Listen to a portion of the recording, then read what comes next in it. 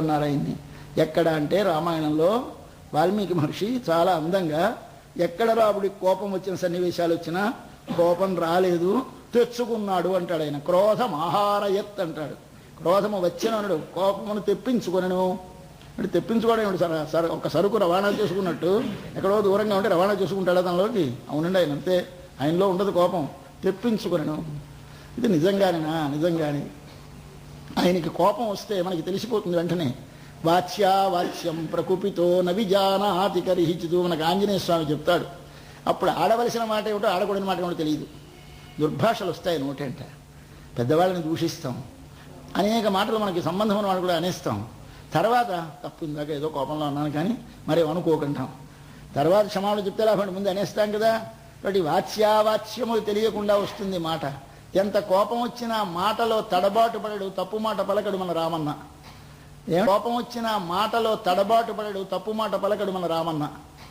ఏమిటి 4 నెలలు వర్షాకాలం వస్తే ఈయన పక్కనున్న కొండలో ఒక గుహలో ఉండవయ్యా, నేను వెతికిస్తాను వర్షాకాలం అయిపోయి శరదృతువు రాగానే అని చెప్పేసి సుగ్రీవుడు తన పట్టాభిషేకం చేసుకుని కిష్కింధకి తన భార్యని అన్నగారి భార్యగా ఇంతకుముందు ఉన్నటువంటి తారని ఇద్దరిని అనుభవిస్తూ మద్యపానం చేస్తూ అవధి మరచిపోయి కార్తీక శుద్ధ ఏకాదశి దాటిపోయి పూర్ణిమ దాటిపోయినా ఇంకా రాకపోతే చూసి రాముడు, అబ్బాయి లక్ష్మణ ఒక మాట వెళతావా కిష్కింధకి?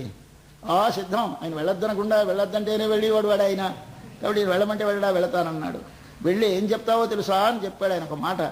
అబ్బాయి వారి అన్నగారు వాలి వెళ్ళిన దారి ఇంకా మూత పడిపోలేదని చెప్పు అన్నాడు.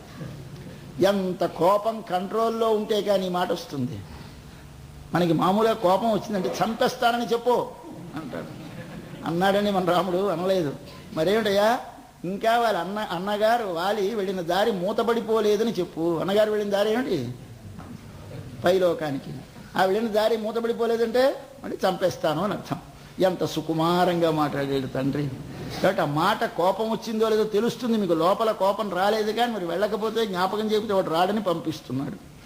ఈయన అంటాడు అర్థం చేసుకోకుండా నిజమే అనుకున్నాడు, వెర్రి కేకలు వేస్తున్నాడు. మా లక్ష్మణ మళ్ళీ పిలిచాడు. లక్ష్మణ మిత్రుడు సుమా, ఇక్కడికి వెళ్ళి పరుషంగా మాట్లాడకు అని మళ్ళీ పాపం తగ్గించి పంపిస్తాడు. అలాంటి వాడు రాముడు. అయితే అంత అలాంటి కోపమే ఎరుగని రాముడికి కూడా ఒక సన్నివేశంలో కోపం వచ్చింది. వచ్చి దానికి తాను లొంగిపోయినట్ట యుద్ధము చేస్తున్నాడు రాముడు. రావణాసురుడు డైరెక్ట్గా యుద్ధం వాడు ఎదురుగా వచ్చేశాడు. ఇద్దరు యుద్ధం చేసుకుంటున్నారు. యుద్ధం చేసుకుంటూ ఉంటే ఆయన రథం మీద కూర్చో యుద్ధం చేస్తున్నాడు. మన రామచంద్ర ప్రభువు నేల మీద నడిచి యుద్ధం చేస్తున్నాడు. మన ప్రక్కన హనుమాన్ ఉన్నాడు. చూసయ్యో నా స్వామి నేలపైన, దుర్మార్గుడు రావణుడు రథము పైన, నా స్వామికి ఏమి ప్రారంధమా నేనుండగా అన్నాడు. స్వామిని తీసి భుజాల మీద కూర్చోబెట్టేసుకొని వాడు ఎదురుగా రథం మీద దాని లెవెల్లో తాను పెరిగి తన భుజం మీద కూర్చోబెట్టుకున్నాడు. ఇక్కడ ఆంజనేయ స్వామి రాముడు, ఆంజనేయ స్వామిపై రాముడు, రథముపై రావణుడు యుద్ధం. వాడు బాణాలు వేస్తున్నాడు. మనవాడికి ఏమిటి, కదలని రథం మీద లేడు, కదిలీ రథం మీద ఉన్నాడు. ఈ రథము తనంత తాను ఎలా కాలస్థల తిరిగిపోగలదు.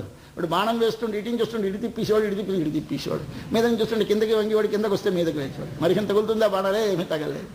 వాడేం చేశాడు, అరే బాధ లాభం లేదని తిన్నగా ఆంజనేయ స్వామి గురిపెట్టుకోవడం ప్రారంభించాడు. ఆంజనేయ స్వామి శరీరం అంతా ఎక్కడ చూసినా తూట్లు పడిపోయి రక్తం స్రవించేసింది.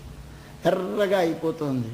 ఎలాగైపోయింది, పూత పూచిన మోదుగు చెట్టులో అయిపోయింది ఆయన శరీరం. ఆయన ఏమైనా జంకుతున్నాడా, భయపడుతున్నాడా? లేదు. మరింత పెద్ద పుల్లి అయిపోతున్నాడు. కోతి పెద్ద పులి అయిపోయింది. ఒక్కసారి చూశాడు రాముడు. ఎప్పుడూ కోపమెరగని రాముడు, ఎప్పుడూ మందహాసము చెరగని రాముడు. అటువంటి వాడు ఒక్కసారి కోపస్య వశమే ఇవాన్, కోపానికి లొంగిపోయినాడు. లొంగిపోయి అంటనే రావణాసురుడితో యుద్ధం చేసి ఆయన్ని రథం విడిచేసి వచ్చేసాడని కథ. ఇదే ఎక్కడ కోపానికి లొంగాడు, తనకు బాధ కలిగితే కోపమునకు లొంగడు. తనను ఆశ్రయించిన వారికి, తన కొరకు తమను అర్పించుకున్న వారికి బాధ కలిగితే లొంగుతాడు. ఇప్పుడు కోపానికి లొంగుతాడు. ఇప్పుడు సినత్తినాలు అందుకు చెప్తున్నారు. కోపం వస్తే రాముడికి రావాలి, కానీ ఇష్టపడి కోపం వచ్చినా ఒకటే, అనుగ్రహం వచ్చినా ఒకటే. అనుగ్రహం వచ్చినా దుఃఖపెడతాడు, కోపం వచ్చినా దుఃఖపెడతాడు. కాబట్టి ఈయనతో కోపం వస్తే మా రాముడికి రావాలి. కోపం వచ్చిందంటే తీసేసాడే. కాబట్టి ఆయన సినత్తినాల్ కోపముతో తెన్నిలంగై కోమానై చెత్త, దక్షిణ దిక్కునున్నటువంటి రాజు ఎవడైనా రావణుడు చెత్త తుత్తునేలు చేసి పారేశాడు. ఎలా చంపాడు? ఒక్క దెబ్బతో చంపలేదు. ముందుగా సైన్యానందిని తీసేశాడు. తర్వాత వాడి బుద్ధి వచ్చి ఎప్పటికైనా కాళ్ళ మీద పడతాడేమో నేను ప్రయత్నం. చూసి ఒక్కొక్క దెబ్బ తీద్దాం, కానీ ఒక్కసారి చంపేస్తే ఏం ప్రయోజనం లేదని సైన్యాన్ని తీసేశాడు, సేనానాయకుల్ని తీసేశాడు, సోదరుల్ని తీసేశాడు, పుత్రుల్ని తీసేశాడు. ఒంటరి వాడిని రెక్కలు లేని పక్షిలా చేసి నిలబెట్టి అప్పుడు వాణ్ణి ఒక్కొక్క అవయవం శిరస్సు తీస్తుంటే మళ్ళీ పుడుతోంది. ఇలా కేవలంగా చేసి చివరికి రావణాసురుని చంపాడు. అటువంటి రాముడు ఆయన ఎంత దయామయుడు, చంపడంలో కూడా చాలా కన్సిడరేట్. ఎంత అవకాశం ఇస్తాడు, ఎప్పటికైనా వంగడు వాడు కనుక నిలబడ్డాడు, మరొకడు నిలబడలేడు. అటువంటి మహానుభావుడు కదా. అటువంటి వాడిని కీర్తిస్తున్నాము. కీర్తిస్తే ఆహా, స్త్రీలంటే ప్రేమ గలవాడు, తను ఆశ్రయించిన వారికి ఆపద కలిగితే ఓర్వలేనివాడు, అటువంటి మనసును అలరింపచేసే గుణగణములు రూప సౌందర్యము గలవాడు. అట్టి రాముణ్ణి కీర్తిస్తే కదలకుండా ఎవరైనా ఉండగలరా? రాముణ్ణి విని ఒడలు మరిచి తనను మరవకపోతే వాడు మానవుడు కాడు. రాముడి గుణగణములను వర్ణిస్తే ఒకసారి ఒడలు జల్దరించాలి, మనసు ద్రవించాలి, కళ్ళు చెమర్చాలి. లేకపోతే వాడికి చైతన్యం ఉన్నట్టు లెక్క కాదు. కాక మనుష్యులై పుట్టి మీరు ఎప్పుడైనా రాముడిని గురించి విన్నారా, నేర్చుకున్నారా అని అడిగితే రాముడా అన్నారనుకో, చీ ఏం బ్రతికేవి ఈ లోకంలో. రాముడా అంటావా? ఇక్కడ పుట్టి ఈ సంస్కృతిలో పెరిగి నీకు రాముడు అంటే తెలియదా? కర్పార్, మీరందరూ చదువుకున్నామండి. ఏమి నేర్చుకున్నారండి? మేము జాగ్రఫీ, సోషియాలజీ, మరొకటి సైన్సు, మరొకటి అధ్యయనం అన్నీ నేర్చుకున్నాం. మేము తర్కం, వ్యాకరణం, వేదాంతం అన్నీ నేర్చుకున్నాం. మీకు రాముడి గురించి తెలిసినట్టు ఏమిటో? రామాయణం చదివేది కానండి, మిగిలిన అన్నీ చదివానండి. చదవకపోతే ఏమిటన్నారు ఇవన్నీ? అయ్యయ్యో, ఈ రామపిరాన ఎల్లాల్ మొత్తం కర్పరో, ఆ పరోపకారకుడు సర్వదా ఒకరికి ఉపకారమే చేసే స్వభావం గల రామచంద్రుడిని తప్పించి మిగిలినవి చదివేరా? ఎందుకయ్యా చదువులు వ్యర్థం అంటారు. చదివితే రాముణ్ణే చదవండి. మనిషిగా బ్రతకాలంటే రాముణ్ణే అధ్యయనం చెయ్యాలి, రామచరిత్రనే అధ్యయనం చెయ్యాలి. చేస్తే నీవు మానవుడిగా ఉంటావు, లేకపోతే అసురుడు అవుతావు, లేకపోతే పశువు అవుతావు. కానీ పశుత్వం పోయి అసురత్వం పోయి నీలో మానవత్వం కలగాలి అంటే రామచంద్ర ప్రభు చరిత్రాన్ని చదవాలి, వినాలి, దానిని మనసు లోపల భావించాలి. అటువంటి రాముణ్ణి గురించి పాడితే అమ్మ లేవా, వెంటనే జంగున లేచి పరిగెత్తుకు రావాలి. నీ వాయి తెరవాయ్, నోరు తెరవా. ఇనిత్తాన్ ఎజుందిరాయ్, ఇంకా లేవమ్మా, చాలు మాకు తెలిసిపోయింది నీ నిద్ర అబద్ధాల నిద్రని. ఇనిత్తాన్ ఎజుందిరాయ్, ఇంకా లే.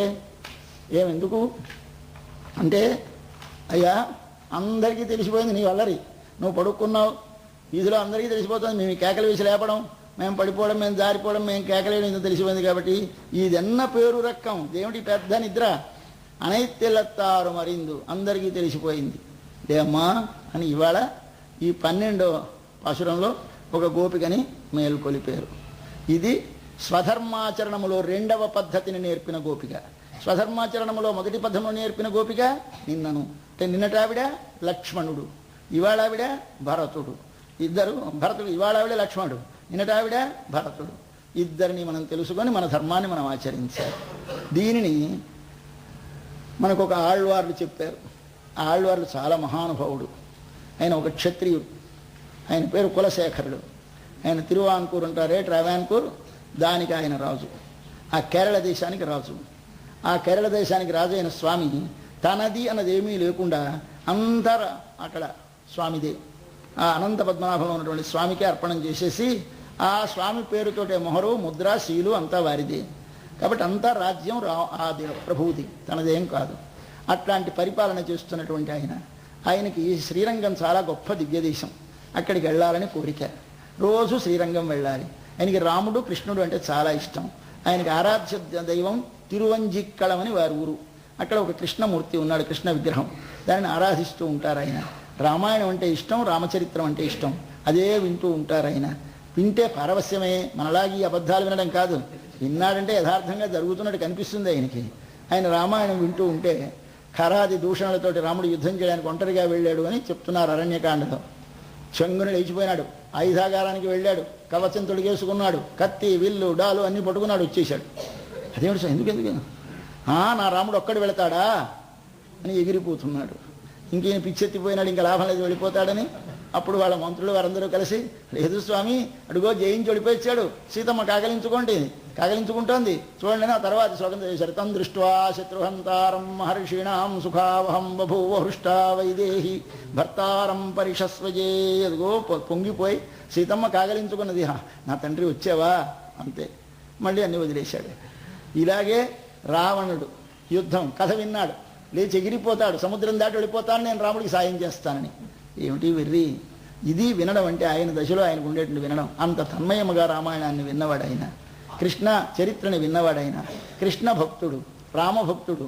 కానీ శ్రీరంగం వెళ్ళి రంగనాథుని సేవించాలి ఒక్కసారి. ఇప్పుడు ఉన్నటువంటి ప్రత్యక్షంగా కలియుగంలో మనం చూడవలసినటువంటి దైవం శ్రీరంగనాథుడు.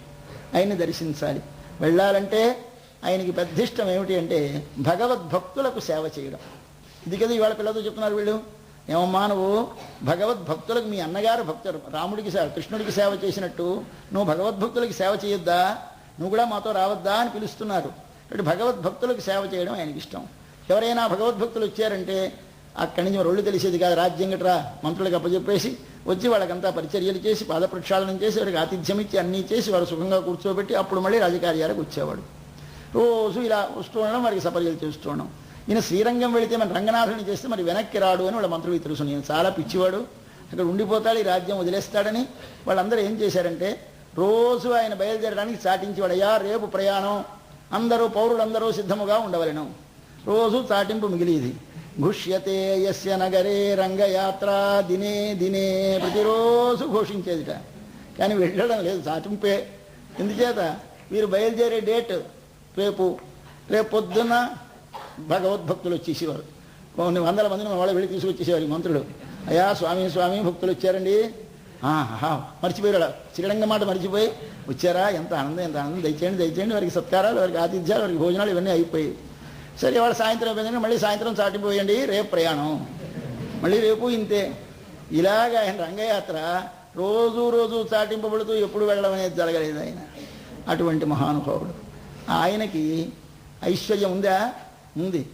ఐశ్వర్యం ఉండి పాలిస్తున్నాడా, అనుభవిస్తున్నాడా? లేదు. మనవాడి గేదెల సంపదే. మనవాడి గేదెల సంపద ఎలాగైతే పాలంతా నేల కారిపోయి వీధంతా బురదైపోవడానికి ఉపయోగించిందో, మన కులశేఖరుని యొక్క సంపద అంతా కూడా కేవలముగా భాగవతులకు సాపాట్లకు పెట్టడానికి, కేవలముగా తాను అనుభవించకుండా ఇలా జీవితం అంతా గడిపేశాడు ఆయన. అటువంటి వాడు స్తోత్రం రాశాడు, ముకుందమాల అని. ద్రావిడంలో పెరుమాళ్ తిరుమొഴി అని. ఈ రెండు ద్రావిడంలో ఒక గ్రంథం, సంస్కృతంలో ఒక గ్రంథం. సంస్కృతంలోది ముకుందమాల, ద్రావిడంలోది పెరుమాళ్ తిరుమొഴി. ఈ రెండు ప్రబంధాలు చదివితే ఆయనకి ఎంత ఆర్తో ఎంత భక్తో తెలుస్తుంది. ఆ ముకుందమాల చదువుతాడు, రాస్తాడు ఆయన. అందులో శ్లోకాలు చెప్తాడు. ఇందాక చెప్పాము కనయిత్, అరిచి అరవాలి. ఏమిటి అరవాలి? అరిచి అడలేదా ఆయన? హే లోక ఆశృణుత, ఓ జనులారా వినండి. ఏమిటి వినాలి? ప్రసూతి మరణ వ్యాధేశ్చికిత్సాన్మా, పాపం మీరందరూ పుడుతున్నారు, చచ్చిపోతున్నారు, నేను పుట్టకుండా చచ్చిపోకుండా మందు చెప్తాను వినమన్నాడు. ఏమిటి అది? యోగజ్ఞ సముదాహరంతి. దీన్ని నేనేం కనిపెట్టింది కాదు, దీని పేటెంట్ ఒకళ్ళు కనిపెట్టేరు ఈ మందుని. వాళ్ళు యోగజ్ఞులు, యోగం ఎరిగిన వారు. వారు చెప్తారు ఈ మందు. ఏమిటది? యాం యాజ్ఞవల్క్యాదయ. ఏమిటంటే ఆ మందు? అంతర్జ్యోతి అమేయం ఏకం అమృతం కృష్ణాక్షం ఆపీయతాం. ఒకసారి లోపల కృష్ణ అనండి, అది లోపలుంది ఈ మందు. ఇది తాగితే మరి పుట్టరు, మరి చనిపోరు. హే మర్త్యాహ, మళ్ళీ మరో కేక. కానీ అరుస్తూనే ఉంది గేదె, అరుస్తూనే ఉన్నారు నాళ్ళు వారు. కాబట్టి అలాగే హే మర్త్యాహ, హే లోకాహ అంటారు. ఇలా కనయిత్తు. మళ్ళీ ఒక్కసారి వీళ్ళందరూ బాధపడిపోతుంటే చూసి, అరే రే ఏమిరా అనుభవించరు, ఏం మీకు మా నాడికుందా, మాట వచ్చునా, పలకగలరా, ఏం ఒకసారి అరే రే వక్తుం సమర్థోపి, పలకడానికి సామర్థ్యం ఉండి కూడా నవక్తి పలకవు. ఓహో జనానాం వ్యసనాభిముఖ్యం. అయ్యో వీళ్ళకి పాపం ఈ టీవీల మీద వీటి మీద ఆభిముఖ్యం ఎంత ఎక్కువైపోయింది. ఆభిముఖ్యం, వ్యసనముల మీద ఆభిముఖ్యం ఎంత ఘోరంగా ఉంది, పాపం వినపడడం లేదే వీళ్ళకి అని ఏడుస్తాడు ఆయన. కాబట్టి నినైత్ పాల్ శోర, ననైత్ నాని. ఇలాగే ఆయన ముకుందమాల అనేటువంటి ఒక దివ్య ప్రబంధ, ఒక స్తోత్రాన్ని రాశాడు. అది 40 శ్లోకాలు, చిన్నది కానీ మహాబలమైంది. చదివితే మనసు లోపల భక్తి కలగనివాడు, ఒకసారి మనసు ద్రవించని వాడు ఉండడు. అటువంటి స్తోత్రాన్ని చేసినటువంటి కులశేఖరుల వారు ఈనాడు ఉన్నటువంటి సంపద కలిగినటువంటి వాడు. అటువంటి ఒక ఆళ్వార్లని వాళ్ళ చూపించి, ఇదిగో అటువంటి మహాపురుషులను ఆశ్రయించి వారి అనుగ్రహము చేత మన హృదయంలో ఆర్ద్రమై భగవదభిముఖంలో అయ్యేలా అనుగ్రహించు తల్లి. నీవు రా మాతో చేరమంటే ఈ తల్లి రేపు లేచి, ఇంతవరకు మేలుకొల్పిన వారందరూ లేస్తున్నారా లేదా అని మీకు చెప్పడం లేదు. లేస్తున్నారా మీకు సందేహంగా ఉండదు. ఏమిటంటే రోజు లేపడమే చెప్తున్నారు కానీ లేవడం చెప్పలేదని. కానీ ప్రతి వాళ్ళు లేస్తున్నారు, కలుస్తున్నారు అని అనుకుంటూ ఉండండి. ముందుకు వెళ్ళిపోతున్నాం. కాబట్టి ఇవాళ ఆవిడ కూడా లేచింది, అందరితోటి కలిసింది. రేపు తర్వాత ఆవిడ ఇంటికి వెళతాం. పాశురం చదువుతాం. కనై తిళంకత్తెరుమై కన్నుక్కిరంగి అటువంటి వారిని మనం కలలో మన జట్టుకు